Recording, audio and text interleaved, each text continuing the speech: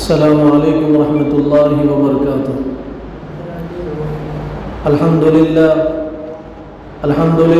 نحمده ونستعینه ونستغفره ونؤمن به ونتوکل علیہ ونعوذ باللہ من شرور انفسنا ومن سیئات اعمالنا من يهده الله فلا مضل له ومن يضلله فلا هادي له ونشهد أن لا إله إلا الله وحده لا شريك له ونشهد أن سيدنا وسندنا وحبيبنا وكريمنا وشفيعنا ومولانا محمدا عبده ورسوله صلى الله على النبي وعلى آله وأصحابه وأتباعه وأزواجه وذرياته أجمعين فأعوذ بالله من الشيطان الرجيم بسم الله الرحمن الرحيم ألا بذكر الله تطمئن القلوب وقال النبي صلى الله عليه وسلم الكيس من دان نفسه وعمل لما بعد الموت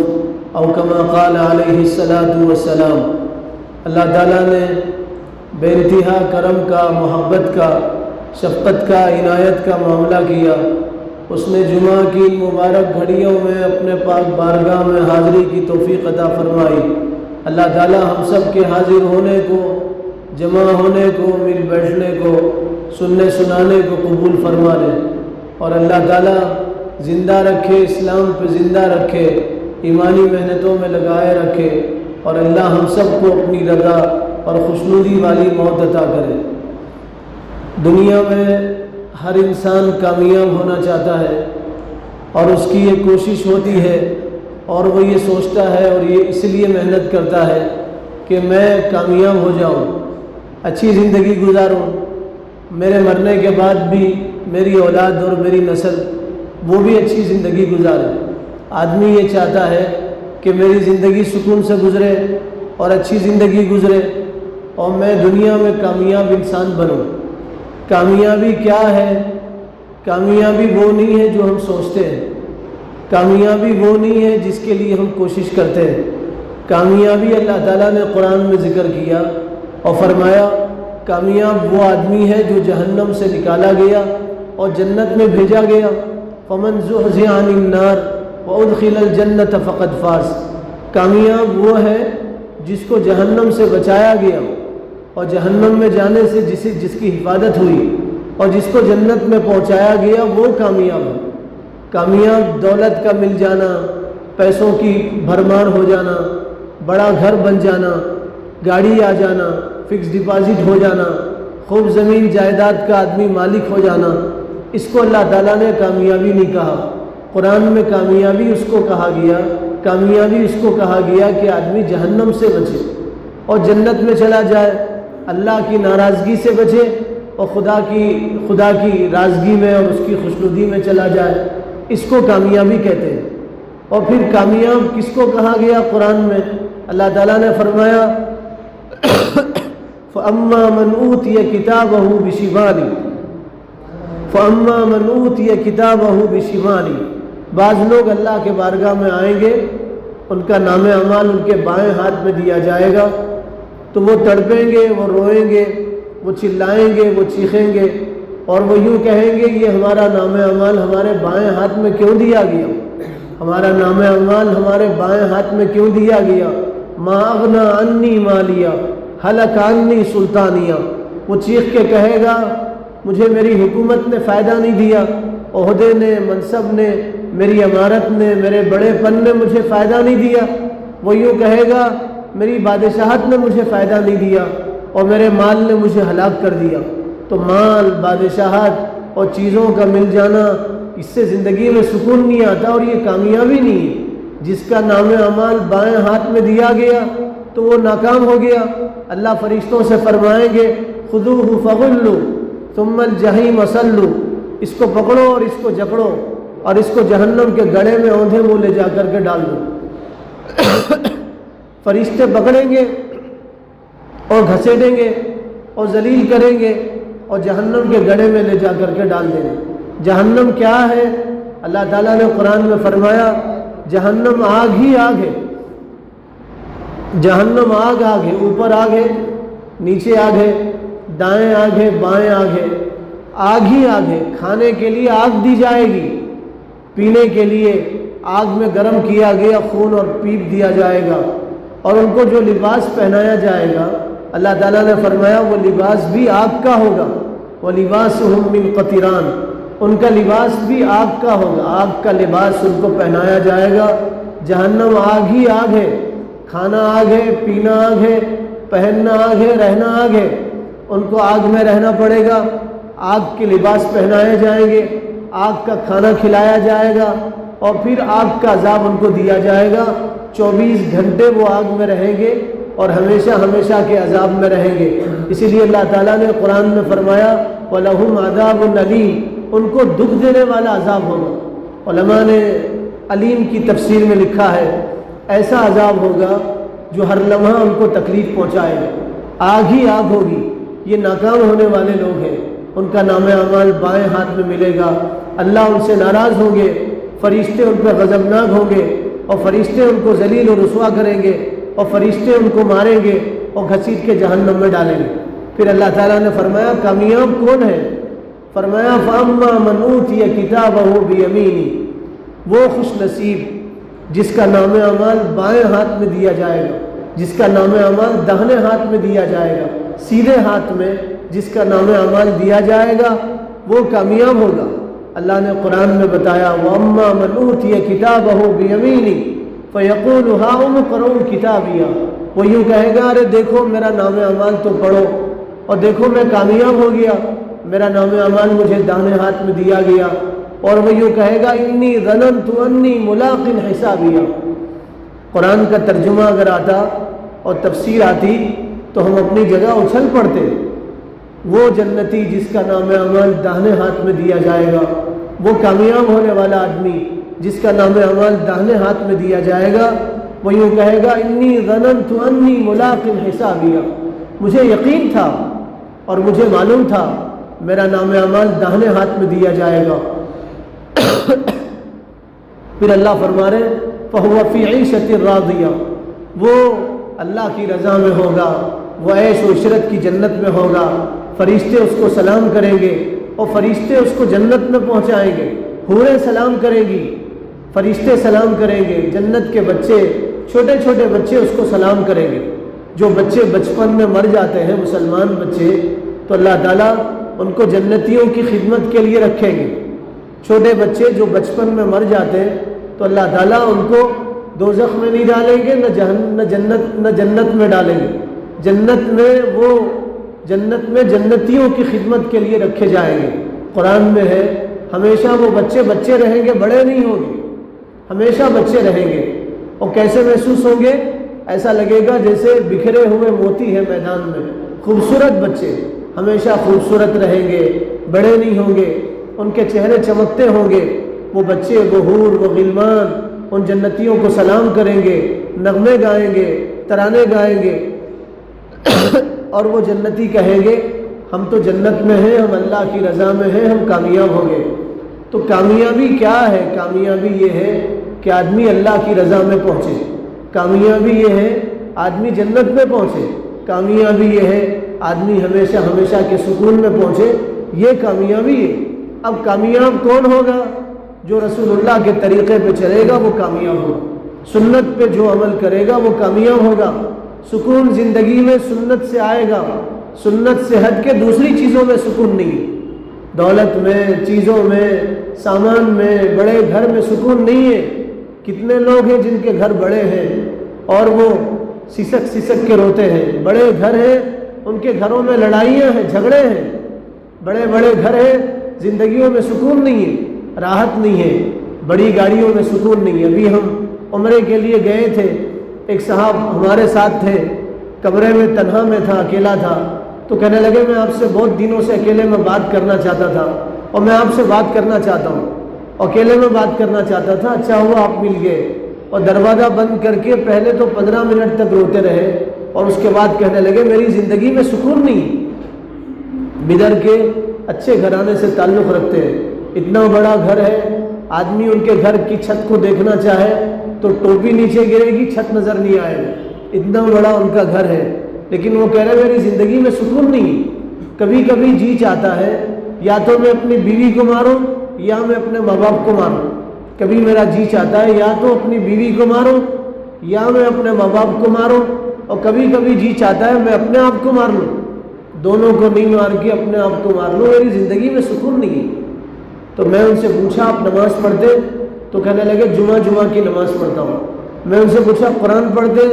تو کہا قرآن پڑھا تھا میں بچپن میں، اس کے بعد سے کبھی قرآن کھولنے کی توفیق نہیں ہوئی، قرآن پڑھنے کی کھولنے کی توفیق نہیں ہوئی۔ تو زندگی جہنم نہیں تو کیا بنے گی؟ نماز سے سکون آتا ہے، قرآن سکون کی چیز ہے، قرآن شفا ہے، ہر بیماری سے شفا ہے، آپ کو کسی عامل کے پاس جانے کی ضرورت نہیں پڑے گی، کسی عامل کے چکر لگانے کی ضرورت نہیں پڑے گی، قرآن تو پڑھو، آپ زندگی میں سکون آئے گا۔ ایک ایک سنت حضور کی، ایک ایک سنت اس میں سکون ہے، حضور کی سنت پہ عمل کرو، گھر والوں سے کہو رسول اللہ کی سنت کو اپناؤ، بچوں سے کہو حضور کی سنت پہ عمل کرو، وہ گھرانہ خوشحال گھرانہ ہوگا جس گھرانے میں سنت پہ عمل کیا جاتا ہے۔ آپ صحابہ کی زندگی پڑھو تو آپ کو پتہ چلے گا کچھ نہیں تھا ان کے پاس، سنت تھی رسول اللہ کی، سنت پہ عمل کرتے تھے، ان کی زندگی میں سکون تھا، کامیاب دنیا میں ہو گئے تھے، اور اللہ تعالیٰ نے ان کی کامیابی کی گارنٹی دے دیا تھا، اور اللہ نے فرمایا تھا اللہ ان سے راضی ہے، اللہ سے راضی ہے۔ مرتے مرتے کہہ رہے میں تو کامیاب ہو گیا۔ ایک صحابی جنگ کے میدان میں ہے اور ان کو تیر لگا، دشمن کے جتھے سے ایک تیر آیا اڑتا ہوا، اور تیر لگا اور خون نکلا اور پھڑپھڑا کے نیچے گرے، اور تیر مارنے والا بھاگ کے آیا اور دیکھنے کے لیے آیا کہ میرا تیر ان کو صحیح لگا نہیں لگا، اور تیر لگنے کے بعد یہ زندہ ہے یا مر گئے۔ تو جب اس نے دیکھا تیر لگا، خون نکلا اور یہ پھڑپھڑانے لگے اور مرتے مرتے کہنے لگے فزت برب الکعبہ، کعبے کے رب کی قسم میں تو کامیاب ہو گیا۔ وہ مارنے والا کافر تھا، حیران ہے کہ اس کی بیوی بیوہ ہو گئی، اس کے بچے یتیم ہو گئے، تیر اس کو لگا ہے، خون نکل رہا ہے اور یہ کہہ رہا ہے میں تو کامیاب ہو گیا۔ کامیابی اس کو کیسے ملی؟ مرنے والا کیسے کامیاب ہوتا ہے؟ پلٹ کے اس نے صحابہ سے پوچھا یہ کس کامیابی کا ذکر کر رہے ہیں؟ تو کہنے لگے یہ ایمان لا چکے تھے، مومن ہو گئے تھے، اب یہ مر کے سیدھا جنت میں جائیں گے، اس لیے کہ ان کی پوری زندگی رسول اللہ کا نمونہ تھی اور حضور کے سانچے میں ڈھلی تھی اور حضور کے نقش قدم پہ چلے تھے، اب یہ مرتے جنت میں داخل ہوں گے۔ مرتے مرتے انہوں نے اسلام کی دعوت دیا مارنے والے کو، اور مارنے والے نے کہا ہمیں بھی ایسی کامیابی چاہیے اور میں بھی مسلمان بنتا ہوں، اور اس نے بھی کلمہ شہادت پڑھا اور کلمہ پڑھ کے مسلمان ہو گیا۔ مرتے مرتے لوگوں کو اسلام کی دعوت دے کے گئے اور کہہ گئے ہم تو کامیاب ہو گئے، کامیاب ہو گئے۔ کامیابی یہ نہیں ہے کہ آدمی کے پاس پیسے آ جائیں، ہم یہ سمجھتے ہیں خوب پیسے آئیں گے تو ہم کامیاب ہوں گے، زندگی ہماری سکون میں رہے گی۔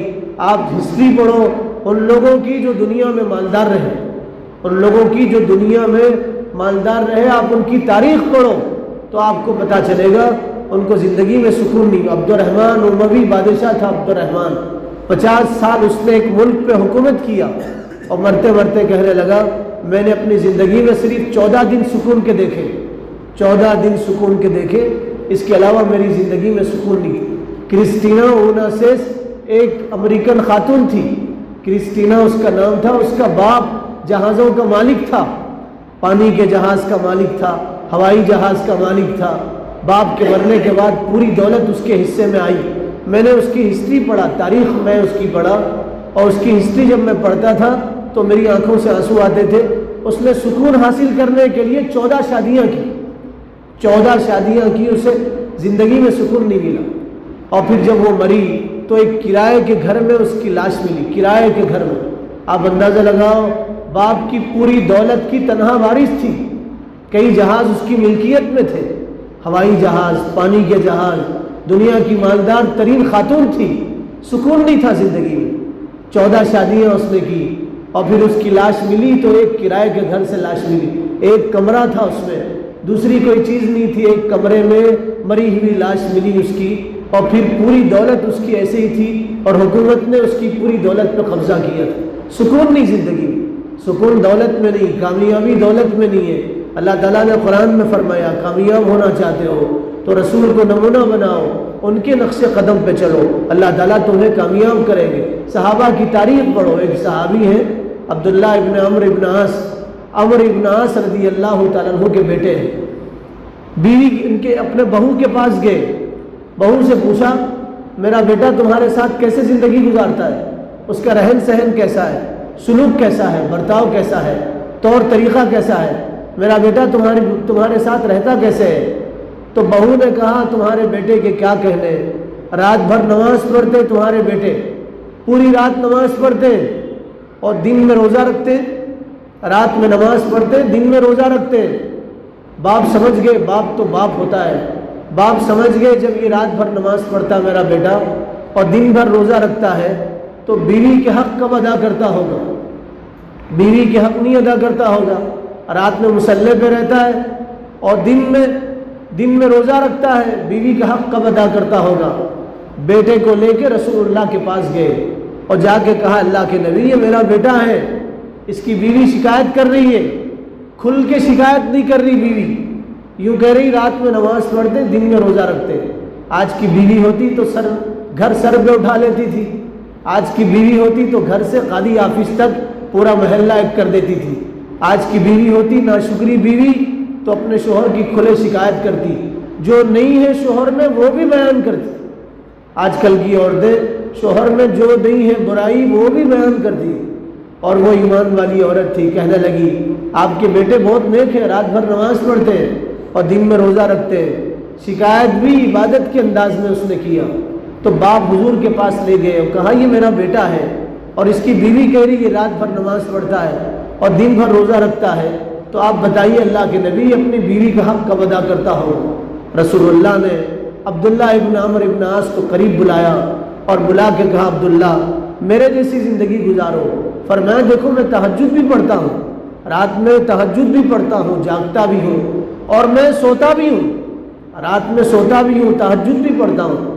پھر فرمایا عبداللہ دیکھو تم بیوی کا حق بھی ادا کرو، تم پہ تمہاری بیوی کا بھی حق ہے، وَلِزَوْجِكَ عَلَيْكَ حَقٌّ، تمہاری بیوی کا حق ہے، تمہارے جسم کا حق ہے، تمہاری آنکھ کا حق ہے، آنے والے مہمان کا حق ہے، تمہارے ماں باپ کا حق ہے، زندگی بہت سارے لوگوں سے تمہاری جڑی ہوتی ہے، ان سب کا حق ہے تمہارے اوپر۔ فرمایا دیکھو روزہ بھی رکھو اور افطار بھی کرو، روز روزہ مت رکھو، پیر جمعرات کا روزہ رکھو۔ پھر فرمایا 3 دن روزہ رکھو، ایام 20 کے روزے رکھو، ایام 20 کے روزے رکھو، 13، 14، 15 تاریخ کے روزے رکھو۔ پھر فرمایا اور پورا قرآن روزانہ ختم مت کرو، 3 دن میں قرآن ختم کرو۔ پہلے تو فرمایا ہفتے میں قرآن ختم کرو۔ پھر حضرت عبداللہ نے کہا اللہ کے نبی میں اس سے زیادہ پڑھ سکتا ہوں، تو حضور نے فرمایا 3 دن میں قرآن ختم کرو۔ ان کی زندگی میں کیسا سکون، کھانے کے لیے کھانا نہیں ہے، کپڑے نہیں ہیں پہننے کے لیے، رہنے کے لیے مکان ان کے پاس نہیں ہے، لیکن سکون کس قدر ہے، رات میں روزہ رکھ رہے ہیں، دن میں روزہ رکھ رہے ہیں، رات میں نماز پڑھ رہے ہیں، سکون ہی سکون زندگی میں۔ ان کو بتانا پڑ رہا ہے تمہاری بیوی بھی تمہارے پاس ہے۔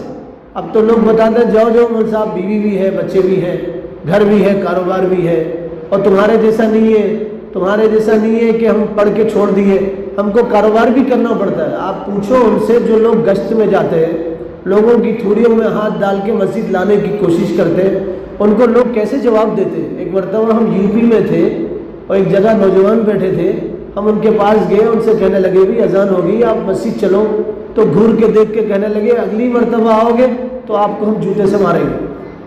کس کو مارنے کی بات کر رہے ہیں؟ جو ان کے خیر خواہ ہیں، اور کہنے لگے ہمارے ساتھ ہمارا کاروبار ہے، ہماری بیوی بچے ہیں، ہمارے ساتھ بہت ساری ضروریات ہیں، جب فارغ ہوں گے جب عبادت کریں گے۔ پتہ یہ چلا عبادت کرنا، مسجد میں آنا فارغ ہونے والوں کی علامت ہے۔ قیامت کے دن اللہ تعالیٰ جب پیٹھ تخت کی بنا دیں گے تب پتہ چلے گا کہ ہم زندگی کیسے گزار کے آئے اور کس قدر اللہ کو ناراض کر کے آئے۔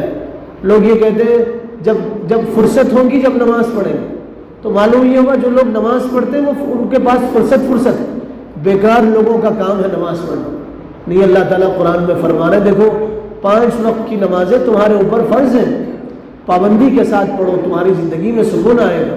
مؤذن کی آواز پہ اگر تم مصلی پہ نہیں گئے تو اللہ کی لعنت تم پہ برسے گی، اللہ تعالیٰ قرآن میں فرما رہے ہیں۔ ناکام ہونے والوں کی پہلی علامت یہ ہے اللہ تعالیٰ ان کو سجدے کی توفیق ان سے چھین لیتے، سجدے کرنے کی توفیق اللہ تعالیٰ ان سے چھین لیتے۔ اور جس کو سجدہ کرنے کی توفیق نہیں ہوتی نماز پڑھنے کی، وہ دنیا میں بھی ناکام، وہ آخرت میں بھی ناکام۔ صحابہ کی زندگی پڑھو آپ، ان کی زندگی میں کس قدر سکون تھا، اس لیے کہ وہ رسول اللہ کی سنتوں پہ عمل کرتے تھے۔ حضور کو انہوں نے آئیڈیل بنایا تھا، نمونہ بنایا تھا، رسول اللہ کے نقش قدم پہ چلتے تھے، وہ حضور کو دیکھ کے زندگی گزارتے تھے، ان کی زندگیوں میں سکون تھا، سنت پہ عمل کرتے تھے۔ اور کیسا سنت پہ عمل کرتے تھے؟ ایک صحابی ان کا نام جسامہ تھا، جسامہ رضی اللہ تعالیٰ عنہ، ایک علاقہ فتح ہوا، بادشاہ کے محل میں پہنچے، کرسی پہ بیٹھے، تھوڑی دیر کے بعد ایک صاحب آئے اور آ کے کہنے لگے ارے جس کرسی پہ تم بیٹھے ہوئے ہو یہ سونے کی کرسی ہے اور سونا مردوں کے لیے حرام ہے، سونا مردوں کے لیے حرام ہے، مرد سونا نہیں پہن سکتا۔ یاد رکھو نوجوان خاص طور سے یہ بات سنیں، جس طرح شراب پینا حرام ہے، شراب کا قطرہ حرام ہے، خنزیر کی بوٹی حرام ہے، خنزیر کا گوشت حرام ہے، اسی طرح مردوں کے لیے سونا پہننا حرام ہے۔ ایک ماساوی سونا نہیں پہن سکتے، ایک ماساوی سونا، 1 ملی گرام بھی سونا نہیں پہن سکتے، حرام ہے۔ جب تک سونا بدن پہ رہے گا اس وقت تک گناہ ملتا رہے گا مردوں کے لیے، جب تک سونا بدن پہ رہے گا تب تک گناہ میں رہے گا، اللہ کی لعنت برستی رہے گی، فرشتوں کی بد دعا ملے گی، فرشتے بد دعا دیں گے۔ جب تک سونا بدن پہ رہے گا اللہ کی ناراضگی میں رہے گا، خدا کی لعنت میں رہے گا۔ سونا حرام ہے مردوں کے لیے۔ اب تو مانگ کے سونا لے رہے، ناراض ہو رہے ہیں، سالے کی شادی میں سونا نہیں ملے تو بھائی شادی چھوڑ کے بھاگ جا رہے اور برسوں بات نہیں کر رہے۔ سونا حرام ہے، سونا مردوں کے لیے حرام ہے، ریشم مردوں کے لیے حرام ہے، سونا مردوں کے لیے حرام ہے۔ بخاری شریف کی روایت ہے، حضور نے فرمایا میری امت کے مردوں کے لیے سونا اور ریشم حرام ہے، سونا نہیں پہن سکتے۔ ابھی ریشم جنگ کے موقع پہ پہن سکتے ہیں، جنگ میں پہن سکتے ہیں، ریشم کی اجازت ہے جنگ میں پہننے کی، سونا کسی بھی حالت میں پہننے کی اجازت نہیں، نہ سسرے کی طرف سے ملے اس کو پہننے کی اجازت ہے، نہ سالے کی طرف سے ملے اس کو پہننے کی اجازت ہے، نہ خود بنا کے پہننے کی اجازت ہے۔ کسی بھی دھات کی کوئی چیز مرد استعمال نہیں کر سکتے۔ دنیا کے کسی بھی مفتی سے آپ پوچھو، کسی بھی دھات کی کوئی چیز مرد استعمال نہیں کر سکتے، نہ المونیم استعمال کر سکتے، نہ لوہے کے کوئی زیور استعمال کر سکتے، نہ چاندی کا کوئی زیور استعمال کر سکتے۔ صرف 4 ماشا چاندی کی انگوٹھی، 4 ماسے چاندی کی انگوٹھی سنت سمجھ کے پہن سکتے ہیں، سنت سمجھ کے۔ حضور نے پہنا تھا، حضور کی وہ انگوٹھی مہر نبوت تھی۔ آپ جب کسی بادشاہ کو خط لکھتے تھے تو اسی انگوٹھے سے مہر مارتے تھے رسول اللہ صلی اللہ علیہ وسلم۔ سنت سمجھ کے پہن سکتے ہیں، سنت سمجھ کے، 4 ماسے کی، اس سے زیادہ کی نہیں پہن سکتے، آدھے تولے کی، 1 تولے کی نہیں پہن سکتے، صرف 4 ماسے کی چاندی کی انگوٹھی سنت سمجھ کے پہن سکتے ہیں، وہ بھی خود بنا کے پہن سکتے، بھیک مانگ کے نہیں پہن سکتے۔ دلہن والوں کی طرف سے بھیک مانگ کے، بھئی دلہے کو انگوٹھی چاہیے انگوٹھی دو، بھیک مانگ کے نہیں پہن سکتے، حرام۔ ایک صحابی حضرت جسامہ سونے کی کرسی پہ بیٹھے، ایک صحاب آئے اور آ کے بولے جسامہ تم سونے کی کرسی پہ بیٹھے ہوئے ہو، سونا مردوں کے لیے حرام ہے۔ سنو یہ بات، جو سونے کے زیور پہن کے گھوم رہے ہیں بچے نوجوان، جن کے ہاتھوں میں سونے کے زیور ہوں گے، چاندی کے زیور، بڑے بڑے زنجیریں پہن کے گھوم رہے ہیں، گلے میں زنجیر پہن کے گھوم رہے ہیں۔ علماء نے تو یہاں تک لکھا اگر بچہ چھوٹا ہے تو اسے بھی نہ چاندی پہنائی جائے نہ سونا پہنایا جائے۔ چھوٹا بچہ، لڑکا، بچی کو پہنا سکتے، بچی کو پورے بدن بھر کے سونا چاندی پہنا سکتے، دوسرا زیور پہنا سکتے، لیکن بچہ اگر ہے، علماء نے لکھا ہے بچے کو بھی پہنانے پہ باپ کو گناہ ہوگا، بچے کو سونا چاندی پہنانے پہ باپ کو گناہ ہوگا، بچے کو گناہ نہیں ہوگا۔ بچہ شریعت کا مکلف نہیں ہے۔ بچپن سے بچوں کو عادت ڈالیں کہ وہ سونا اور زیور نہ پہنے۔ اب جن کے گلے میں بچیوں جیسے زیور ہوں گے وہ مردوں جیسے کیا کام کر سکیں گے بتائیے؟ وہ کیا دشمن کا مقابلہ کریں گے؟ ان کے ہاتھوں میں تیر تلوار کیسے ہوں گے؟ بچپن سے ان کو کڑے پہنائے گئے، ان کو زنجیر پہنائی گئی، ان کو زیور پہنائے گئے، وہ بڑے ہو کے ان کا شمار عورتوں میں ہوگا، مردوں میں کیسے ان کا شمار ہو سکتا ہے؟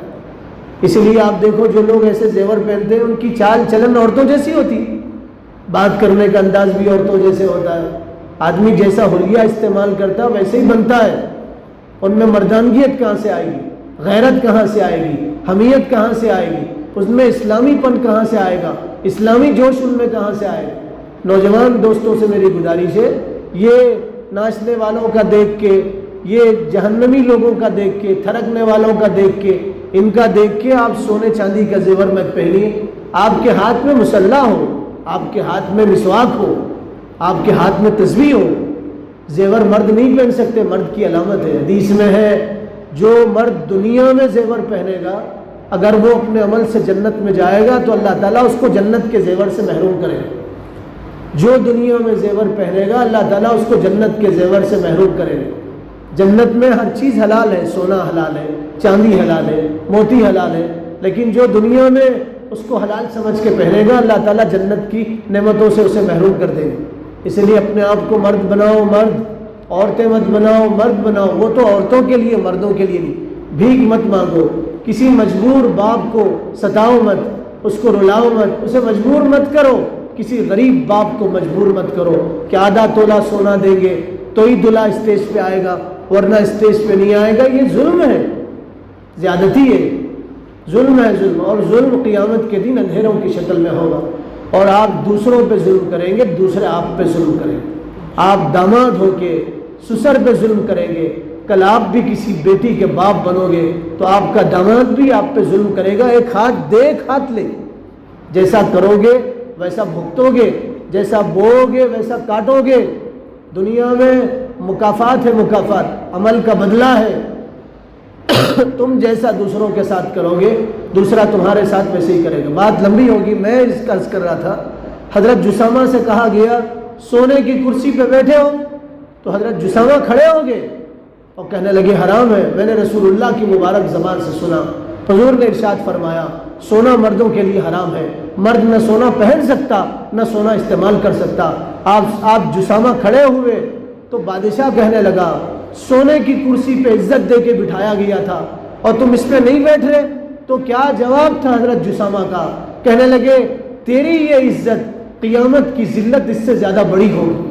فرمایا تیری عزت سے بڑی قیامت کی ذلت ہوگی، میں اس عزت کے بدلے قیامت کی ذلت نہیں خرید سکتا اور قیامت کی ذلت نہیں مول سکتا اور قیامت کی ذلت نہیں لے سکتا۔ فرمایا میں اس سے بچوں گا تو اللہ مجھے قیامت کے دن عزت عطا فرمائے۔ کیسا شوق اور ذوق تھا ان کا حضور کی سنت پہ عمل کرنے کا۔ ایک صحابی حضور کی خدمت میں آئے، ان کے بدن پہ ایک چادر تھی، گیرو رنگ کی چادر تھی۔ حضور نے ناگوار محسوس کیا، آپ صلی اللہ علیہ وسلم کے چہرے پہ ناگواری کے آثار نمودار ہوئے۔ آدمی کو جس سے محبت ہوتی ہے چہرے کے اتار چڑھاؤ سے پہچان لیتا ہے کہ کس حالت میں ہے، مجھ سے راضی ہے یا ناراض ہے۔ صحابی سمجھ گئے، گھر گئے، چادر نکالا اور جلتے تنور میں ڈال دی۔ لوگوں نے پوچھا چادر کو، قیمتی چادر تھی، آپ نے اسے چولہے میں کیوں ڈالا، آگ میں جلا کیوں دیا؟ تو فرمایا جس پہ حضور کی ناگوار والی نظر پڑے میں اس چادر کو اپنے بدن پہ کیسے لپیٹ سکتا ہوں؟ اس کو اٹھا کے جلا دیا اور اس کو آگ میں ڈال دیا۔ کہا عورتوں کو دے دیتے، عورتیں پہن لیتی، عورتوں کے لیے تو اجازت ہے۔ تو کہنے لگے نہیں، حضور کی ناگوار والی نظر پڑی تھی، میں اسے کسی کو نہیں دے سکتا تھا، اس کا کام جلنا تھا، اس لیے میں نے اس کو جلا دی۔ حضرت بلال رضی اللہ تعالیٰ عنہ، حضرت بلال صحابی رسول، حضور کے چہیتے صحابی تھے، حضرت بلال رضی اللہ تعالیٰ عنہ۔ حضرت بلال جیسا درد اللہ ہمیں بھی نصیب فرمائے، حضرت بلال کی محبت اللہ تعالیٰ ہمیں بھی نصیب کرے۔ حضور سے بے انتہا عشق تھا، بہت محبت تھی حضرت بلال کو رسول اللہ صلی اللہ علیہ وسلم سے۔ حضرت بلال مؤذن رسول تھے، حضور کے مؤذن تھے اور خزانچی کے نگران تھے، خزانے کے نگران تھے، خزانچی تھے۔ رسول اللہ صلی اللہ علیہ وسلم کا جو خزانہ تھا اس کے نگران تھے حضرت بلال رضی اللہ تعالیٰ عنہ۔ اذان دیتے تھے مدینہ منورہ میں، ان کی اذان پہ لوگ مسجد میں جمع ہو جاتے تھے۔ جب حضور دنیا سے پردہ فرما گئے تو حضرت بلال نے سوچا اب مدینہ میں رہ کے کیا کریں گے، جن کو دیکھ کے آنکھیں ٹھنڈی ہوتی تھی، کلیجے کو سکون ملتا تھا، جن کو دیکھ کے ہم اچھی زندگی گزارتے تھے، اب وہ نہیں ہے دنیا میں۔ اب ہم دنیا میں کیسے رہیں؟ اب مدینہ میں کیسے رہیں؟